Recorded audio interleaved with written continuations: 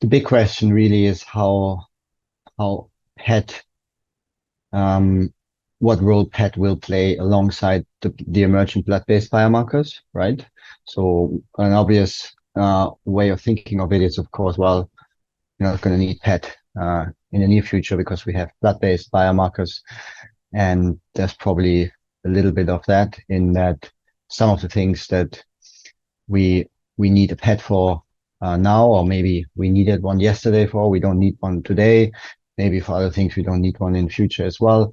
For example, what we are seeing already is that blood-based biomarkers will be used as a pre-screener.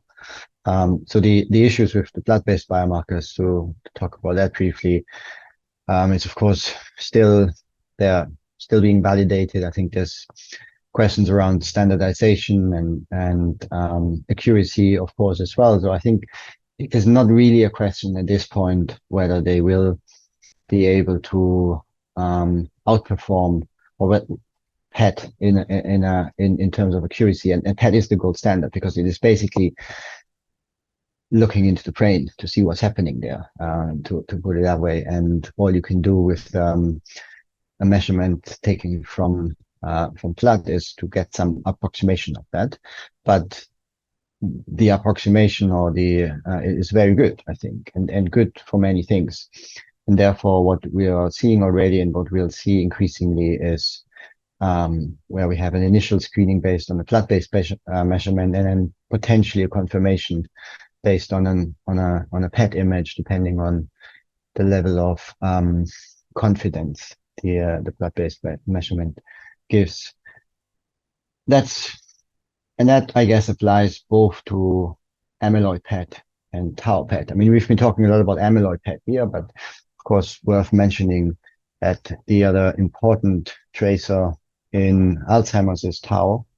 But again, where we have blood-based measurements as well. I guess what is more important in tau than in amyloid is the local patterns. I mean, I talked about this in amyloid, and it's important there as well, but it's more important in amyloid to look at maybe differential diagnosis, different types of diseases. And I think in tau, it's an important staging measurement to understand where someone is in the course of the disease. And that's something you won't get from a blood-based biomarker. So, and we've just seen last week that in the US, the CMS, they've removed the cap or whatever you call it on reimbursement for PET imaging. I guess in the expectation of a critical need as we get drugs approved, but then realistically it will not be possible to deploy it on all the patients that will need those treatments. So it has to go hand in hand with the blood-based biomarkers.